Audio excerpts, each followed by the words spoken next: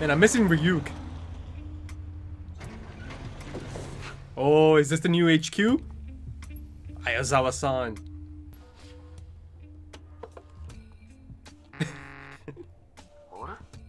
Oh, Watari. ここの警備に慣れてもらうしかありませんね。そのおでこ。ああ、そっち来ましたか。いや、女房との喧嘩になりまして。まだ子供も小さいし、私は通いってことになりそうです。ああ、家には帰った方がいい。もったいないな。すごいですよ、ここの部屋は。Okay, rub it in. 家族ごと引っ越してくればいいのに。デートですよ。Right, 3 of them. ライト君と3人で。アマネが第二のキラと関わっていたと考えれば、それもやむなしだな。しかし松田、店の外呼ぶのやめろ。Aizawa really hates all that, doesn't he? そういう私もやめてくれない？なんとでも言っていいですが、ケーキを食べます。じゃあいいわよ。カーテン閉めて電気消すから。せっかく設備の整った本部に来たのに、龍崎、お前全 Look 然 how やる気 different ない he looks. やる気ですか？ありません。実は落ち込んでます。落ち込んでる？はい。私はずっとライト君がキラじゃないのか。Right, his challenge is gone. His. その推理が外れたとしたらもうショック。I mean, I still think he believes it, but. まだ疑ってはいるんですけどね。キラは人の行動を操れた。つまり私がライト君をキラと疑うように Look at his expressions, though. ライト君もミサさんもキラに操られていた。そう考えると私の中で辻褄が合ってしまう。 He's so disappointed. Look at him. 僕もミサも操られていたがキラだったってことじゃないか。はい。それは間違いないと思ってます。二人ともキラです。私の考えでは監禁した時のライト君はキラでした。そして監禁したその時から犯罪者は死ななくなった。New music, I think. ここまではライト君がキラだったで通ります。しかし、But then, right. また犯罪者が死に始めた。このことから次のケースが考えられる。キラの力は人を渡っていく。Look at that. 面白い考えだが、操られた者が捕まっても力を他の者に移し記憶は残さない。Ooh, okay, he's figured that much. 捕まえても無駄です。必死になって追いかけてもこっちの命が危なくなるだけ。そう思いませんか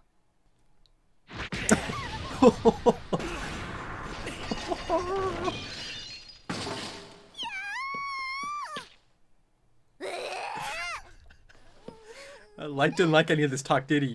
About giving up. 痛いですよ。こっちから動いても損かもしれないのでやめましょうと。こっちから追い詰めないで捕まえられるはずがないだろう。すでに罪のない人を何人巻き込んだと思ってる。 You really got him good, huh? それにミサや僕を監禁したのはお前だろ。一回は一回です。 Look at that form, though. 推理が外れたというより、八神ライトイコールキラ、アマネミサイコール第二のキラでは事件は解決しない。だからちょっとがっくりきた。人間としてそれくらいダメですか。僕がキラでないと気が済まないって言い方だ。ライト君がキラでないと気が済まない。確かにそうかもしれません。今気づきました。ライト君がキラであって欲しかった。一回は一回ですよ。部屋に連絡して止めましょう。It reminds me of 聞いてください。ミサミサが18の読者人気投票で1位。Aaron and Jean. 松田のいつものボケです。まあ、松田さんは天然だからな。聞こえてますよ。3人とも日本を代表する重要な位置で関わっていた人物。その3人が心臓麻痺で死んでいる。その結果、四つ葉の株価は上がり、その他の企業は下落。つまり、四つ葉にとって都合のいいし。There you go. しかしもしそうなら、このキラは悪人を裁くのが本当の目的ではない。Oh, this makes it interesting now, though. 悪人を裁いているのはカモフラージュに、会社の利益のために人を殺しているとも考えられる。どうだ？少しはやる気出たか？ I'm sure he does. 先週殺すと決めた3人。どうしてみんな心臓も一人は事故死と決めたはずだ。指定時刻に彼は自宅でなく、ある女性とお忍びでイタリアにいた。つまり死の依頼に不可能な点があると。 Die of a heart キラ attack. は心臓麻痺で殺してしまうということだな。一般人のそれらの死から我々にたどり着ける者がいたら、そいつは神だよ。それにもう手は打ってある。今次長からキラが政治家に賄賂を送ったと聞いてきたところだ。キラはこう言っている。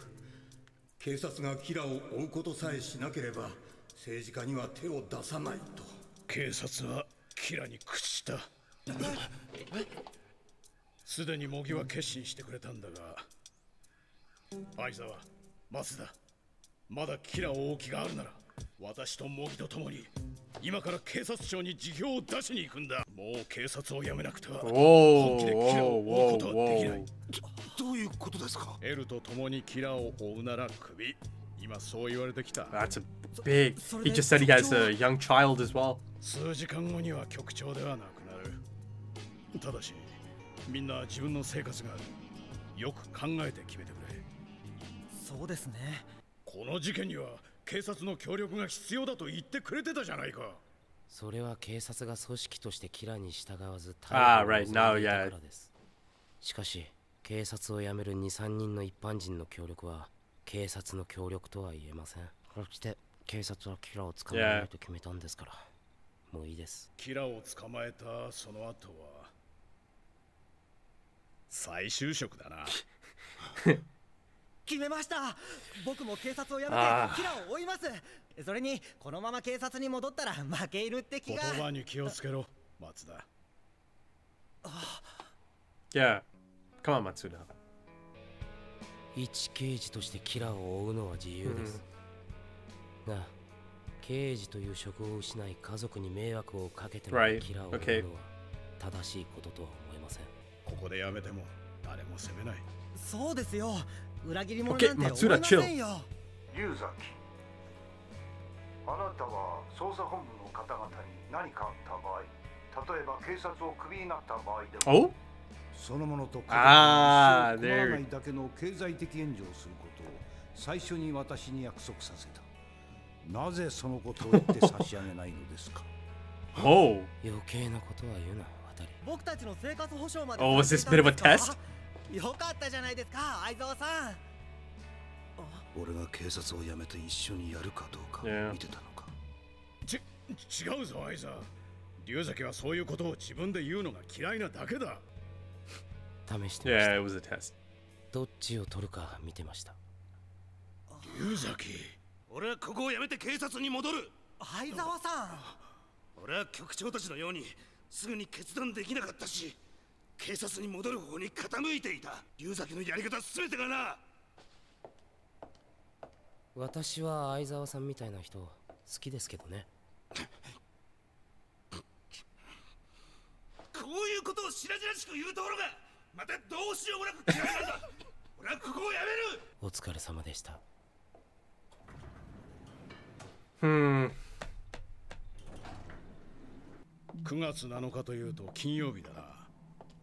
もう一度よく調べ直して分かったんだが、四つ葉にとって都合の良い死は週末に集中している。Okay. 最初の頃は死亡日時にばらつきがあったが、徐々に金曜の夜から土曜の午後に集中しだした。よく気づきましたね、局長。もう局長ではないと言ってるだろう。いえ、僕にとってはず Okay. っと局長です。これは何かのヒントになるよ、父さん。私だってまだまだお前や龍崎に負けてはおれん。ここのお荷物になりたくないからな。お荷物。四つ葉の中にキラがいるのか、キラが四つ葉を利用しているのか、それはまだわかりま Look せ at ん light が、 there. もうキラの仕業だと考えて捜査しましょう。四つ葉を徹底的に調べます。国内外四つ葉グループの会社員リスト。Zoro. ありがとうございます。30万人以上。 The face. よくこんなに早く出せたな。すごいよ、茂木さん。お役に立ちたいですか？はい。じゃあコーヒーのお金持ってきてください。それからあちらのお客様にも。誰です？いつの間に入ってきたんだ。彼らは我々の新しいメンバーです。俺は相葉。Whoa. よろしく。ウェディ、職業は泥棒。詐欺師に泥棒？そうです。アイバーはあらゆる社交に必要なものを身につけ、必ずターゲットと親密な関係になる詐欺師。潜入捜査に使います。ウェディはどんな関係？ Oh, so how does he know them though? Back. その証拠にこうして我々に気づかれることなくここまで入ってきた。犯罪者といってもキラに裁かれるような表に出てくるものとは違います。裏の世界のプロとでも言ってください。なるほど。四つ葉を探るならこういう人たちも必要になる。 Most interesting. I like that. Oh, Ayazawa. これからちゃんと毎週休めるんだぞ。だからこの公園にだって、いや動物園にだって遊園地にだって。どうしたの？ママ、パパが泣いてる。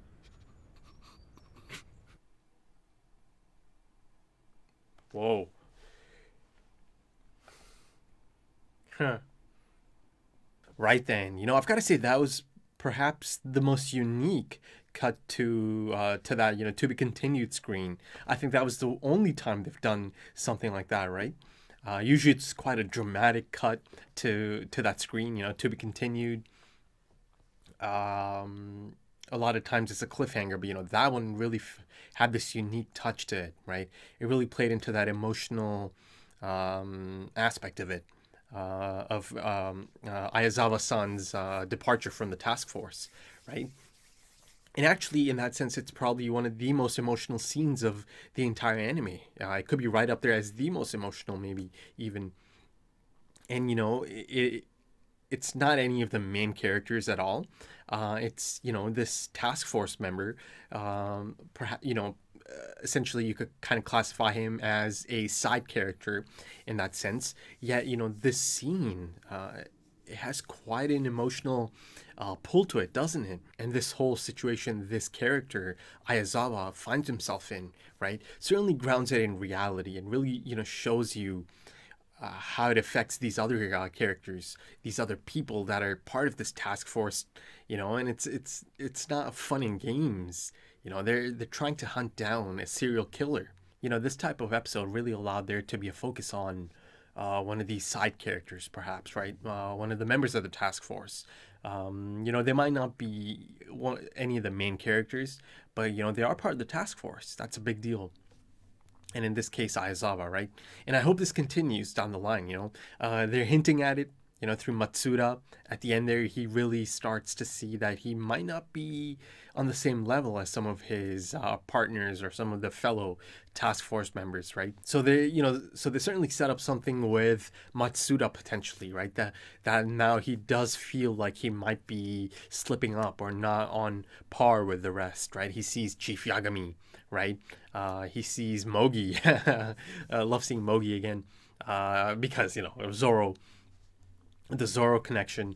But yeah, you know, he sees all these other members, you know, doing their part. Now he's, and you know, the thing is, he didn't really realize this until now, did he? So yeah, in that sense, you know, I do feel like this phase of the series or the story could allow for some of the task force members to kind of flourish, maybe, right? And you see that there's a shakeup, right? Of course, Ayazawa has departed, and there's a shakeup in terms of the team. There's 2 new members coming in, right? And these are some experienced individuals coming in, right?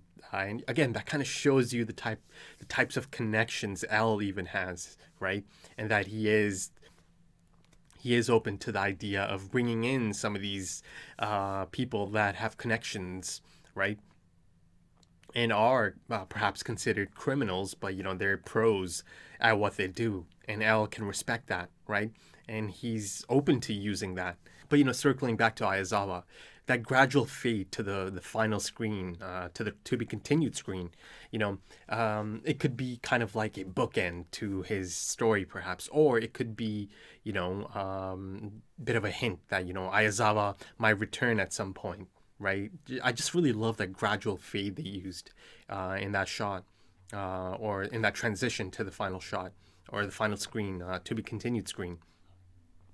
But you know, I really felt for Aizawa. You really do have to feel for Aizawa. You know, you can see that he's been having a tough time, right? And they showcase that, or they depict that in the opening of the episode, as well as Chief Yagami, you know, asked him about the injury he had.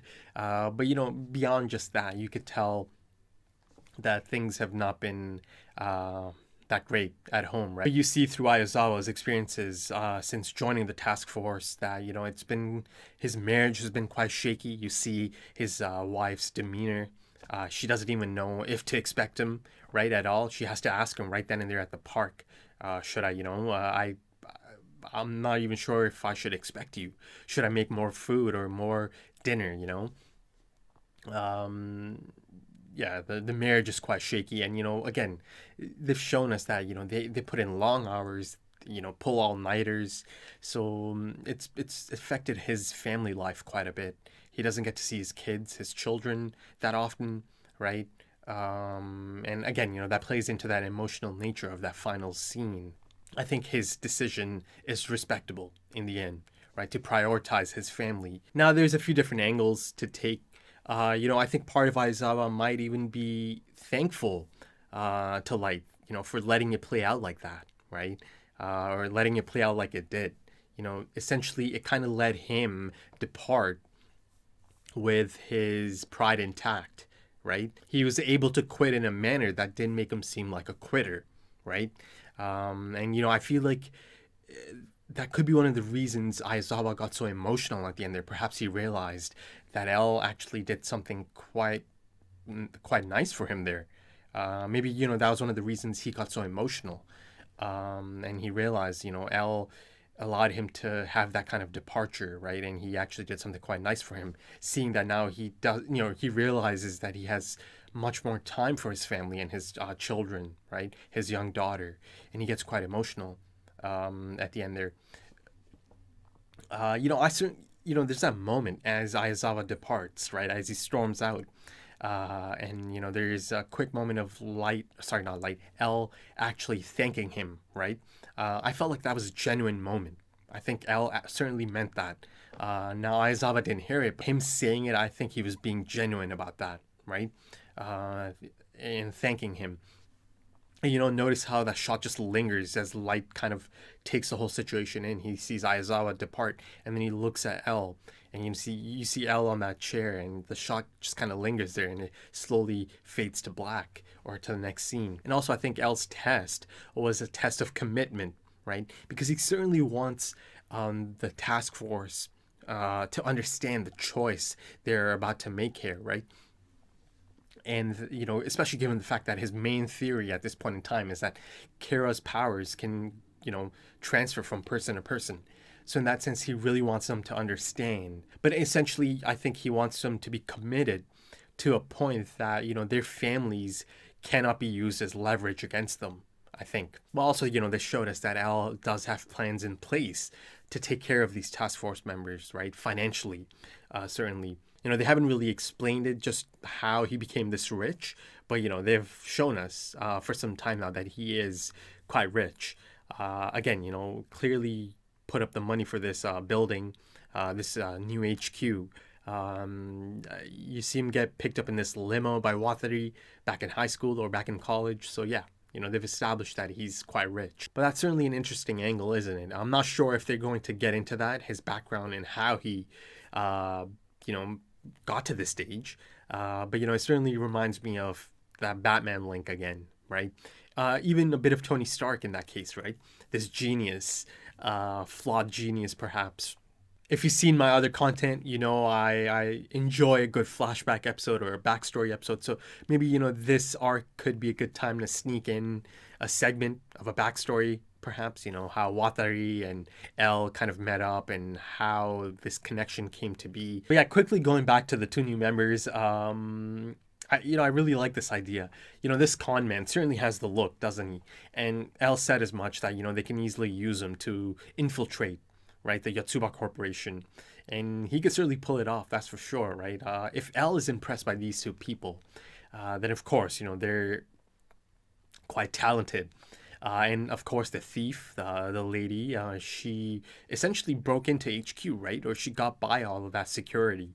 And, you know, essentially that should show them the rest of the task force how effective she can be, given the fact that they initially set up in the beginning of the episode how thorough the security checks are. You know, Ayazawa was getting quite annoyed. I had to strip down to his boxers to get in, to bypass, you know, the really strict security. Now, you know, she just kind of strolled in, and as you see through the task force members' reactions, they've just been chilling there. They've just been sitting there for some time, you know, unnoticed, until L kind of pointed them out. And this arc is introducing a handful of new characters, right? Of course, you've got the Yotsuba Corporation, that round table. I'd say from that round table, the fellow with the long hair, the one with the spiky hair, the slick back spiky hair. It's a strange hairstyle, but that's the one that sticks out. Those two stick out the most, I'd say. And, you know, speaking of the Yotsuba Corporation, you see that they are quite careful, right? They did take precautions, and those precautions are quite effective. Essentially, they got the police force to back off, right? The police force is officially out of it, right? They're not officially hunting down Kira anymore. And that's one of the big things that came out of this episode, right? The rest of the task force now is operating outside of law enforcement, right? So that presents its own unique challenges, and things become even more risky for them, right? Not being part of law enforcement anymore, or having even, you know, that kind of safety net in terms of being officials and, you know, being able to call in help if need be. And since they're not officially part of law enforcement anymore, you know, they become bigger targets or easier targets for anyone that they might, you know, run into in terms of the investigation. You know, you've got the Yotsuba Corporation, and of course you have the OG Kira, right? Light Yagami, who I firmly believe is going to kind of go back to that character again. You know, Kira like Yagami at some point. I firmly believe he's too intelligent to just give up the Death Note, right? He knows just how immense this is. So, you know, sooner or later, some sort of recovery plan is going to, you know, play out, I think. But, you know, at this moment in time, he's firmly part of the task force, and he has no recollection of, you know, being Kira or the Death Note. But, you know, you see that now the Yotsuba Corporation is firmly in the crosshairs, right? It's their immediate target now. There's more than enough interesting things happening, you know, through the Yotsuba Corporation and through other things that are, you know, attached to the Yotsuba Corporation that puts a major target on their back. So they have a target now. They have a goal in mind. I'm sure in these next few episodes, they're going to get closer and closer, right? The investigation into the Yotsuba Corporation.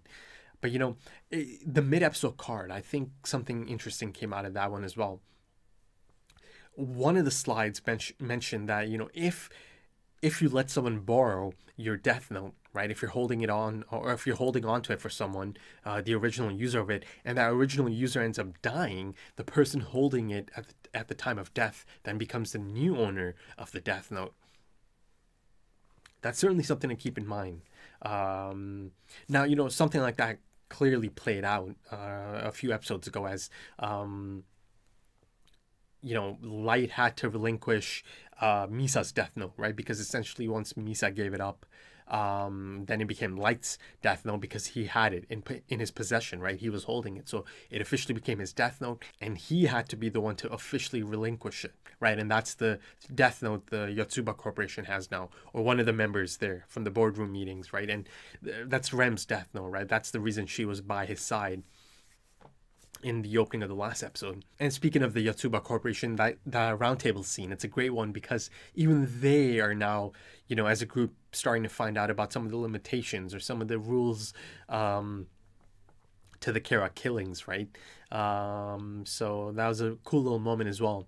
But, you know, that one guy, the long hair guy, he said, you know, anyone who might be able to link any of these killings to us, you know, they would have to be a god. So I thought that was quite an interesting line of dialogue. Now back at HQ, L, you see that his demeanor, right? He straight up even said, you know, I'm kind of depressed. You see that he's kind of lost motivation, right? And in that sense, it certainly shows you that he has a human side as well, right? And he even said as much during that fight scene. It was a great little fight scene. You know, I'm human. Am I not allowed to feel like this? So, you know, you see how jaded and reluctant L is about this whole thing. You know, essentially, you know, he figured out that, or he was correct, that, yeah, you know, Light Yagami was Kira and Misa was Kira number 2. But, you know, the major stumbling block at this point in time in terms of evidence and really pinpointing it on them is the fact that, you know, it's clear to him that, you know, Kira's powers are able to pass from person to person, right? So now there's this major stumbling block of, oh, both Light and Misa, they were just under control, right? Under the influence of Kira. And, you know, he understands that even though he figured it out, and he was right about them being Kira 1 and 2, the case isn't going to be solved that easily, is it? And you know how I've mentioned that L is at such a disadvantage because he has no idea of the existence of this Death Note. Yet, he's actually quite close, isn't he? He's actually put together a lot of it. Essentially, he's right there. He doesn't know the Death Note exists, but he knows how it functions, essentially, right? But, you know, in his mind, the things he's describing, or the things he's got a grasp on, right? He thinks that it's Kira, that Kira is controlling people, that it's more of a mind control thing, right? Rather than this, you know, supernatural Book of the Dead. That is still a missing piece for him, yet he's quite close. He understands that, you know, this Kira, or Kira's powers, can be passed from a person to person, right? And that once it is passed, you know, the former has no recollection of it or no memory of it, right? So he knows that much. And he's seen this firsthand through Light. And the immediate change in his demeanor, right? He immediately noticed that Light Yagami is different. Really different now. And of course, clearly that was part of Light's plan as well, right? He understood that, you know, once the influence of the Death Note, or all memory of the Death Note, is gone, he knew that his demeanor is going to be quite jarring in terms of how much it changes, right? And he's probably banking on that. You know, essentially, he doesn't even have to act. That's essentially how he is, right? Without the influence of the Death Note. So, you know, that part of Light's plan has certainly played out perfectly, right? Depicting this, you know, immediate change and having no memories anymore. At least I think that's certainly part of his plan, you know, a major part of his plan to showcase this new, or kind of, you know, go back to a different type of Light Yagami in front of L. Again, you know, this certainly has the potential to be a masterstroke by Light Yagami. And even going back to earlier in the first 10 episodes, you know, L has already seen that Kira is able to control some of those prisoners before, you know, they end up dying. You know, all of them are doing something unique, or trying to do something unique before they died. So L already knew that Kira has that level of control over them. But, you know, the main difference here is that all those prisoners, they died after doing, you know, the strange things like, you know, making markings on the wall and writing letters, you know, those kind of things. But they all ended up dying.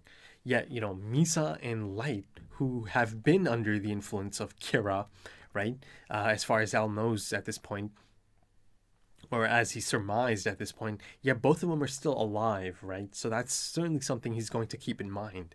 That these two, they're not dead, yet Kira controlled them. So, right? So essentially, L is actually quite close, or he has quite a bit of, you know, knowledge about how this almost supernatural Kira ability is playing out, right? And I feel like if he does find out about the Death Note at some point, it's, you know, once he realizes, all of this is going to just fit in like it's going to fit like a glove, isn't it? That's the missing piece of the puzzle, right? That's the one thing he doesn't have or has any idea of, that this is a supernatural Book of the Dead, and that it's not this, you know, mind control type thing that he might think of at the moment. And that's the thing here, right? At this point in time, they haven't shown me who in the Matsuba Corporation or who at that round table has a Death Note. And, you know, one of the things Light Yagami was so careful about was to try to hide the existence of the Death Note, right? He really didn't want that to get out there. You know, Misa, on the other hand, she was kind of loose about it. You could tell that she didn't really care that much, or she didn't even think of the potential of, you know, the existence of the Death Note, or the, you know, knowledge of the Death Note getting out there. So same goes for, you know, this new mystery Kira, right? One of the people from the Yotsuba Corporation. You know, how careful are they going to be about the Death Note, right? And they are, you know, the task force, you know, the Kira task force is kind of focusing on them now, right? They have a major target on their back now, and they're going to come. They're going to come for them. So let's see. And again, I think this was part of Light's plan to, you know, lose his memories of the Death Note, and then actually legitimately be part of the task force and, you know, solve the Kira case, right? So say if they do solve this Kira case, they might find out about the Death Note, right? It might be in the open if this case does get solved somehow. And they're certainly on that path now, right? They're focusing on the Yotsuba Corporation. So if that's in the open, you know, that's another risk Light took, right, in the long run. If L does find out about the Death Note, in the conclusion of this, perhaps, investigation, if they do, you know, bust them and find out about the Death Note. So a lot of interesting possibilities for sure. And I think that's about it. But, you know, I love that little fight scene. Again, like I said, it kind of reminded me of Eren and Jean Boy from Attack on Titan, right? And you notice how L seems to be trained in capoeira. I love that form he had, right? So, you know, Light's lucky he didn't get his jaw broken, man. You know, those capoeira kicks are no joke. And, you know, and L certainly seemed to have a grasp on it, right? He had quite a bit of form.